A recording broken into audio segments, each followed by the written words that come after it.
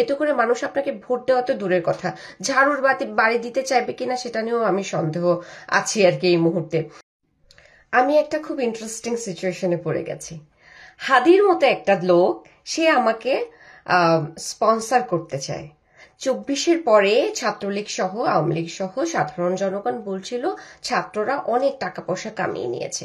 এই কথাটা আজকে পরিপূর্ণভাবে বিশ্বাসযোগ্য হলো, কারণ হাদি যে হচ্ছে নুন ভাত খেত, 30 টাকার ডাল খেত, সে হচ্ছে আমাকে বিদেশে নিয়ে আমার কাছ থেকে সভ্যতা শিখবি সেই ব্যাপারে সে স্পন্সর করতে চায়, এবং ছোটখাটো আমাকে একটা থ্রেটও দিল ইলিয়াসের মাধ্যমে।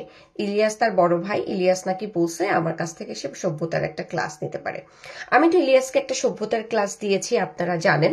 ইলিয়াস তো আমার কাছ থেকে মোটামুটি ভালোই একটা সভ্য কাকে বলে, সভ্যতা কত প্রকার ও কি সেটার একটা ক্লাস পেয়েছে। এখন তার ছোট ভাইও আসতেছে আমার কাছ থেকে একটা সভ্যতার ক্লাস নেবে।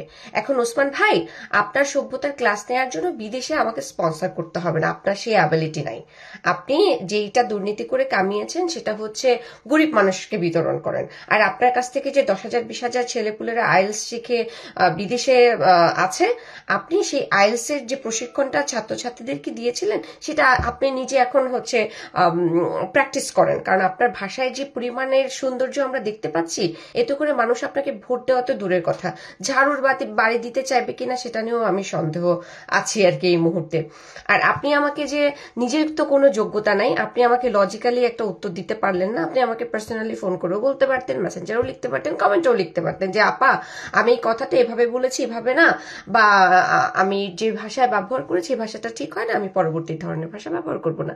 আপনি যদি সত্যি সত্যি রাজনীতি করতেন বা রাজনীতি বুঝতেন, অথবা আপনি যদি ভালোর দিকে যাইতে চাইতেন, তাহলে আপনি আমাকে ধরনের কথা বলতে পারতেন, কিন্তু আপনি সেটা আমাকে না বলে আমাকে ছোট্টখাট্ট একটা থ্রেট দিলেন, তাও আবার কার মাধ্যমে? ইলিয়াস হোসেনের মাধ্যমে। ইলিয়াস হোসেন আপনাকে বলেছে নীলা ইসরাফিলের কাছ থেকে একটা সভ্যতার ক্লাস নিতে, সেটা বাংলাদেশে হতে পারে, বাংলাদেশের বাইরেও হতে পারে, সেক্ষেত্রে আপনারা স্পন্সর করবেন। ওয়াও, 24-এর পরে আপনাদের এত টাকা হয়ে গেছে যে নীলা ইসরাফিলের মতো একজন মানুষকে আপনারা স্পন্সর করতে চান। নীলা ইসরাফিল যে বিদেশে ভ্রমণ করে বা বিদেশে যায়, সেটা নীলা ইসরাফিলের নিজের টাকায়।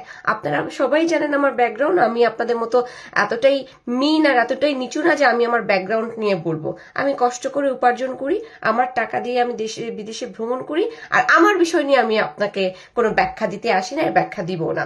কিন্তু আপনি যে অশ্লীল ভাষা প্রয়োগ করে মাইকের সামনে কথা বলেন, সেটা জনগণের জন্য সমীচীন না, রুচিসম্মত না। এই সমস্ত জায়গা থেকে বেরিয়ে আসুন, আপনিও আসুন, আপনার বড় ভাই ইলিয়াসকেও বলুন নারী বিদ্বেষী না হয়ে যাতে দেশটা ব্যালেন্স থাকে, সুন্দর থাকে, সেই বিষয়ে আপনি এবং আপনার বড় ভাই, আপনারা দুজনে এই বিষয়ে দুজনের সাথে ক্লাস করতে পারেন। আমাকে সেখানে আপনাদের প্রয়োজন নেই। Thank you.